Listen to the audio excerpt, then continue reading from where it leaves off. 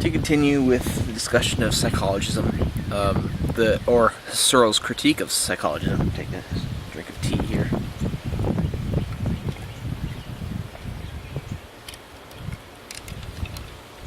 To continue with this, in the previous video I discussed the line of thinking and the basic lines of thought for psychologism, and why one is going to think, why one might think that logic and all the normative disciplines are grounded in psychology, because it's basic mental things, is in the field of psychology. Husserl in Logical Investigations is attacking this.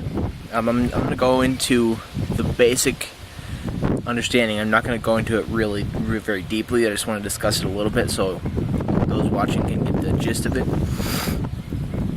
And then I want to discuss further the reasons for that and why I think this is true.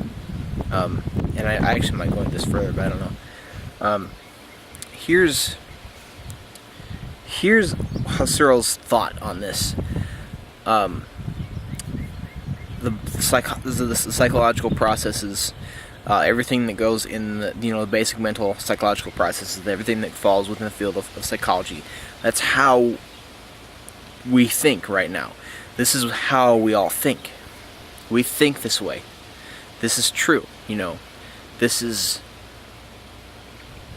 proven through psychology.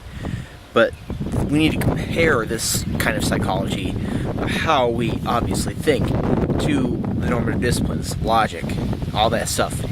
If you compare psychology and the normative disciplines, there's differences, because logic is, the way Husserl puts it is, logic is the manners in which we should think.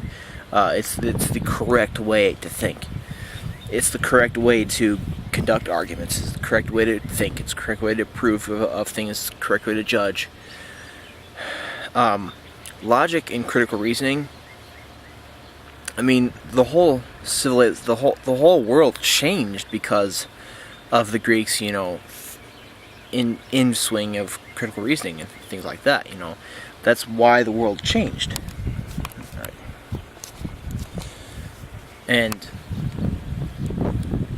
that's why I think is why you should be able to see that psychology and logic are two different things, and as a child comes out of the womb, they're gonna have they're gonna have a few psychological things, and then as they go through childhood, they're gonna gain more psychological basic mental capacities and things like that. But it's usually not until they get older,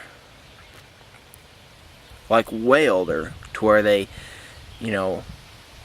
implement all possible logical, things of all the normative disciplines, because there's so much more there than what is thought. It's thought that, that's just how it is supposed that we think, that's just the granite structure, but it's not. It's a model. It's a model that is set up because that's how we should think. This is Husserl's basis for attacking and critiquing psychologism, because it's just two different things, and I think it's a very good way to think about things, because if we thought of things as psychology being the basis of every normative discipline, we would be lacking something. We wouldn't, because if we have logic and if we have critical reasoning, we're striving to go about things a certain way. We're striving to avoid fallacies. We're striving to avoid certain things, that will cripple arguments and inferences.